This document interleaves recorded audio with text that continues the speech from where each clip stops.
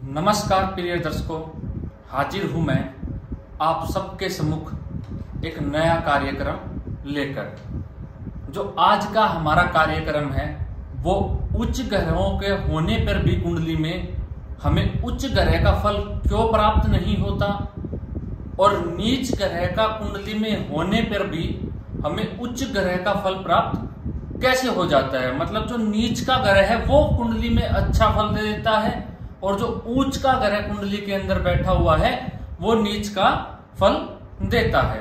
तो ये कैसे होता है, आज का ये अद्भुत कार्यक्रम आप लोगों के लिए। बस मैं इतना ही कहना चाहता हूं, अगर आप जब मैं वीडियो बना रहा हूं आपके लिए, एक बार अगर आप अपनी कुंडली खोल के बैठ जाएंगे, जब मैं आपको समझा रहा हूं तो आपको कुछ करने की जरूरत ही नहीं है, ना किसी से पूछने की जरूरत है। आपको वहीं पे आपकी सारी चीजें समझ में आ जाएंगी बिल्कुल आसानी से। तो इसीलिए मैं कह रहा हूं कि आप भी अपनी कुंडली खोल लीजिए। काफी लोगों को पता नहीं होता कि उनकी कुंडली में कौन सा ग्रह नीच का है और कौन सा ग्रह उच्च का है। तो खोल लीजिए और देखिए क्या आपकी कुंडली में नीच का ग्रह है तो वो कैसा परिणाम देगा, अच्छा देगा भी या नहीं। तो अभी की अभी खोल लीजिए। तो आप सबको बेहद ही खुशी होने वाली है कि मैं आपके लिए खुशखबरी लेके आया हूं। वो खुशखबरी क्या है? वो खुशखबरी ये है कि मैं आज से 2 सवालों का जवाब दिया करूंगा, क्योंकि बहुत सारे कमेंट आ जाते हैं, काफी लोगों को मैं दे भी नहीं पाता उनके सवाल का जवाब। तो मैंने सोचा क्यों ना मैं कम से कम अपनी एक वीडियो में 2 सवाल का जवाब दूं, तो एक हफ्ते के अंदर 14 लोगों का तो जवाब दिया जाएगा ही जाएगा। तो इसीलिए मैं आज 2 लोगों के सवाल के जवाब देने वाला हूं। उससे पहले चैनल को सब्सक्राइब कर लीजिए और बेल नोटिफिकेशन आइकन को दबा दीजिए, ताकि आपका कोई सवाल हो और वो क्या पता अगली वीडियो में मैं ले रहा हूं आपसे मिस ना हो, ताकि आपके पास मेरी वीडियो का नोटिफिकेशन आ जाए। और ये जो वीडियो है सिर्फ आपको समझाने के लिए है, आपको कहीं जाने की जरूरत ना पड़े। अगर आप मेरे दर्शक हो, मुझसे जुड़े हुए हो, तो मैं आपसे वादा करता हूं एक टाइम ऐसा आएगा जब आपको किसी से कोई सवाल पूछने की जरूरत नहीं पड़ेगी। कुंडली आपके उंगलियों पे हो जाएगी, कैसे अपनी कुंडली का अध्ययन करना है। तो चलिए ज्यादा ना खींचते हुए, जो पहला सवाल पूछा है वो पूछा है विजय चौधरी ने। उनका सवाल है, मेरी धनु लगन की कुंडली है, धनु लगन के अंदर शुक्र और केतु तीसरे घर में बैठे हैं कुंभ राशि में, सूर्य मंगल बुध जो है वो चौथे घर में बैठे हैं मीन राशि के अंदर, और गुरु और चंद्रमा 8वें घर में बैठे हैं कर्क राशि के अंदर, और शनि और राहु 9वें घर में बैठे हुए हैं सिंह राशि के अंदर। तो इनका जो सवाल है, इनका सवाल है कि क्या मुझे आकस्मिक धन जिंदगी में प्राप्त होगा। देखिए विजय जी, मैं आपको बता देता हूं आकस्मिक धन के लिए कौन से ग्रह जिम्मेवार होते हैं, राहु और केतु। और इनमें से सबसे ज्यादा केतु ग्रह ऐसा है जो आकस्मिक धन का कारक है, जो आपको आकस्मिक धन का लाभ करवाता है। और जो केतु और सबसे ज्यादा घर कौन सा करवाता है, अष्टम भाव से देखा जाता है। तो अष्टम भाव में आपके गुरु और चंद्रमा बैठे हुए हैं, गज केसरी योग बना के बैठे हैं। मुझे नहीं पता कितने डिग्री पर है आपकी कुंडली के अंदर और कितने पर नहीं है, लेकिन आपकी कुंडली में लग्नेश जो है अष्टम में जाके बैठा हुआ है, और जो केतु है वो 8वें से 8वें घर में पराक्रम भाव में जाके बैठा हुआ है। तो मैं ये कहता हूं कि जब आपकी कुंडली के अंदर गुरु में चंद्रमा, चंद्रमा में केतु का अंतर आएगा तो आपको परेशानी तो होगी, लेकिन उस समय आपको आकस्मिक धन लाभ हो सकता है, आपको आकस्मिक धन लाभ की प्राप्ति हो सकती है। तो चलिए अगला जो सवाल है वो मुझसे पूछा है संतोष कुमार ने। जो संतोष कुमार है उन्होंने पूछा है, क्या किसी को रियल डेट ऑफ बर्थ मतलब अपनी ओरिजिनल जन्म तिथि बताने से कोई नुकसान होता है, कोई नुकसान हो जाता है? तो मेरा कहना है कि ऐसा कुछ भी नहीं है। ओरिजिनल डेट ऑफ बर्थ बताने से कुछ भी नुकसान नहीं होता है। हाँ, मैंने पढ़ा जरूर है कहीं पे ग्रंथों के अंदर कि वहां पे लिखा हुआ है कि अगर आपकी किसी को चंद्र राशि से, जो आपकी कुंडली से जो आपकी चंद्र राशि बनती है, अगर वो किसी को पता लग जाए, जो तंत्र क्रिया वगैरह करते हैं, मतलब कि जो तांत्रिक होते हैं, तो वो आपको अनित पहुंचा सकते हैं, लेकिन उनके पास आपका कुछ सामान भी होना चाहिए। तो ओरिजिनल डेट ऑफ बर्थ बताने से आपके ऊपर कुछ भी हानि नहीं हो सकती। तो आज के जो थे ये 2 सवाल थे जिनका मैंने जवाब दिया है। अगर आपका भी कोई सवाल है तो देना, कमेंट में पूछना मत भूलिएगा, मैं जरूर उसका जवाब दूंगा। तो चलिए अपने विषय को शुरू करते हैं। आज का जो हमारा विषय है वो है उच्च ग्रह और नीच ग्रहों से संबंधित फैक्ट क्या होते हैं, तथ्य क्या है जिंदगी के अंदर।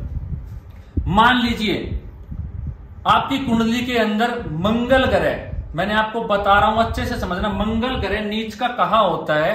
कुंडली में मंगल ग्रह नीच का, आप लगन पे मत जाइएगा कौन सा ग्रह उच्च का होता है, किस राशि में नीच का होता है, इसकी मैं वीडियो पहले ही बना चुका हूं। अगर आपने नहीं देखी है तो जाके देख लेना। मैं आपको आई बटन पे भी लिंक दे दूंगा और नीचे भी डिस्क्रिप्शन में भी लिंक दे दूंगा, आप जाके देख सकते हो। तो जो मंगल ग्रह है वो कर्क राशि में नीच का हो जाता है। कर्क लगन में मंगल ग्रह नीच का हो जाता है। अब यह है कि मंगल ग्रह नीच का हो गया तो अब क्या ये हमें नीच का ही फल देगा? हमारा शारीरिक ढांचा कमजोर हो जाए, क्योंकि लगन का मालिक है और चौथे घर में बैठा हुआ है, कालपुरुष की कुंडली बनाई हुई है, इसमें भी ये नीच का होता है। नीच का क्या हमारे पास पराक्रम नहीं होगा? क्या हमारे बीपी की समस्या होगी? क्या हमारे साथ दिक्कत होगी? क्या हम साहसी नहीं हो पाएंगे? क्या हमारा शरीर कद काठी मजबूत नहीं होगा? अब ये मंगल नीच का होने से बहुत सारी जिंदगी में परेशानी करने वाला है। लेकिन अगर ये मंगल नीच राशि में है, मैंने क्या बता रखा है आपको, जिस भाव में कोई ग्रह बैठा है, जैसे मंगल कर्क राशि में बैठा हुआ है, अगर इसके भावपति अगर अच्छी अवस्था में बैठा है कुंडली में, या ये जाके उच्च राशि में बैठ जाए तो इसका भावपति बनता है चंद्रमा। अगर चंद्रमा जाके यहाँ पे वृषभ राशि में बैठ जाए जो ये है, तो ये जो मंगल है आपको नीच का फल नहीं देने वाला है, बल्कि उच्च का फल देने वाला है। अगर आप अपनी कुंडली खोलिए, समझिए मैं क्या कह रहा हूं। अगर कोई ग्रह नीच का बैठा है, अगर उसका राशि स्वामी, जिस राशि में कोई ग्रह नीच का बैठा है, उसका राशि स्वामी अगर उच्च राशि में जाके बैठा है, तो वो ग्रह आपको नीच का परिणाम नहीं देगा, नीच का फल आपको नहीं मिलेगा आपकी कुंडली के अंदर। दूसरी चीज, अगर कोई नीच का ग्रह केंद्र में जाके बैठ जाए, जैसे कि ये केंद्र भाव कौन से, पहला घर, चौथा, 7वां और 10वां, नंबर कुछ भी लिखा हो सकता है, उस पर हमें नहीं जाना है। लेकिन जो केंद्र के भाव है वो 4 होते हैं, पहला, चौथा, 7वां, 10वां। अगर इनमें से कोई भी ग्रह नीच का 1 से 7 पर्यंत 7 ग्रहों में से कोई भी ग्रह नीच का बैठ जाता है, राहु केतु को छोड़ दीजिए, शनि से, सूर्य से शनि तक कोई भी ग्रह नीच का बैठता है केंद्र भाव में, तो वो आपको अपने भौतिक सुखों से संबंधित सभी सुख देगा। भौतिक सुखों से संबंधित सभी सुखों की प्राप्ति आपको करवाएगा।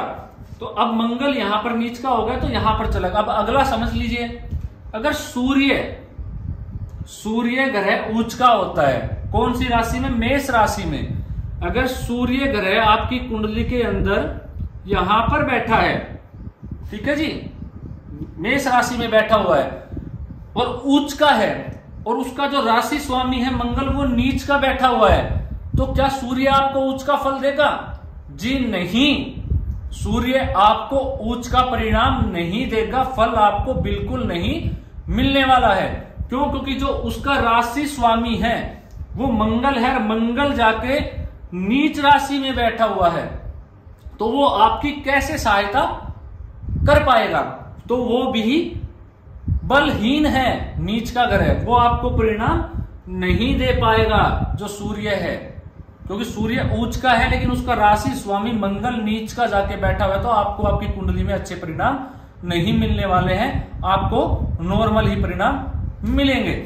तो आपने समझा कि कौन सा ग्रह सूर्य कब उच्च का देता है। जैसे कि कोई भी ग्रह हो, मान लीजिए जो मिथुन, जो बुध है, जो बुध ग्रह है वो कन्या राशि में ही उच्च का होता है, और वो जिसके साथ बैठता है वैसा ही प्रभाव देता है। मान लीजिए गुरु ग्रह है, गुरु यहां पर उच्च का होता है इस राशि में, कर्क राशि में गुरु उच्च का है, और जो चंद्रमा है वो जाके वृश्चिक राशि में बैठ जाए, तो क्या गुरु आपको अच्छा परिणाम दे पाएगा? नहीं, गुरु के भाव में, बल में कमी आ जाएगी, गुरु आपको उच्च का परिणाम नहीं देगा। ऐसे ही मान लीजिए कोई भी ग्रह नीच का बैठा हुआ है, शनि को ले ले, शनि यहाँ पे नीच का होता है, मेष राशि में शनि बैठा है, मंगल भी नीच का बैठा है, तो आपको बेहद ही ज्यादा दुष्परिणाम मिलने वाले हैं। आपको कितना ज्यादा कष्ट होने वाला है इनकी दशाओं में कि आप सोच भी नहीं सकते हो। तो क्योंकि दोनों ग्रह ही नीच के हो गए हैं, लेकिन भौतिक सुखों से संबंधित आपको चीजें प्राप्त होती रहेगी, लेकिन जिन चीजों के ये कारक होते हैं उन चीजों से संबंधित आपको चीजों में दिक्कत आने वाली है। तो ये हो, अब कोई भी ग्रह, दो ग्रह उच्च के हो जाएं, जैसे गुरु उच्च का बैठा हुआ है और यहां पर शुक्र भी जाकर इस राशि में बैठ जाए और उच्च का हो जाए, तो ये महानतम राजयोग है कुंडली के अंदर। अगर जिस भी जातक की कुंडली में गुरु उच्च का हो और शुक्र भी उच्च का बैठ जाए तो महानतम राजयोग है, छप्पर फाड़ देता है ऐसा जातक, उसके समान जीवन में कोई नहीं है। ये तो ये मान लीजिए ऊपर वाले ने ही उसको जिंदगी पे संरचना करके उतारा है। तो अगर गुरु ग्रह उच्च का हो और शुक्र भी उच्च का हो जाए तो कैसे परिणाम मिलेगा? शुक्र इतना ज्यादा रिजल्ट देने वाला है आपको। क्यों? क्योंकि शुक्र खुद उच्च का, जिसकी राशि में बैठा उसका मालिक उच्च का, उच्च की राशि में बैठा हुआ है, तो बेहद ही अच्छा परिणाम मिलने वाला है जिंदगी के अंदर। तो उदाहरण से समझिए, आप किसी के पास रेंट पे रह रहे हो, क्योंकि ये जो घर है ये किसका है? किराए पे रह रहे हो आप। जैसे कि मंगल है, वो चंद्रमा के घर पे किराए पे रह रहा है, तो चंद्रमा के घर में जब वो किराए पे है, अगर चंद्रमा ही बलहीन है तो क्या वो जो किराएदार है वो खुश रह पाएगा? क्यों? अगर कि जब इस किराएदार को जरूरत पड़ेगी, कुछ करने की जरूरत पड़ेगी, तो उसका जो मालिक है जो घर का, वो मजबूत अवस्था में होना चाहिए ना, तभी तो वो कुछ कर पाएगा, अन्यथा कैसे कर पाएगा? नहीं कर पाएगा। तो आज सिर्फ इतना ही मेरे को समझाना था आपको कि कौन सा ग्रह कब उच्च का फल देता है, कब नीच का फल देता है।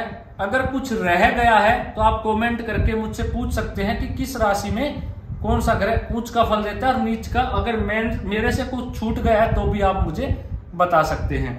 तो दूसरी चीज मैं आपको बता देता हूं, इसके लिए हमें नवमांश भी देखना बहुत जरूरी है और षडबल भी देखना बहुत जरूरी है। धीरे धीरे करके मैं आपको हर एक चीज समझाने वाला हूं, लेकिन आपको उसके लिए मेरे साथ बने रहना जरूरी है। इसीलिए मैं कहता हूं कि चैनल को सब्सक्राइब करना आप बिल्कुल भी मत भूलिएगा, क्योंकि उसमें आपका ही फायदा है। आप ही कुछ ना कुछ प्राप्त करोगे मुझसे, क्योंकि ज्ञान से ही ज्ञान की प्राप्ति होती है। तो आपको समझ में आ गया कि कब कौन सा ग्रह, अगर कोई ग्रह नीच का बैठा है कुंडली के अंदर, उसका मालिक उच्च का जाके बैठ जाए तो कुंडली में उच्च का फल हमेशा ग्रह देगा।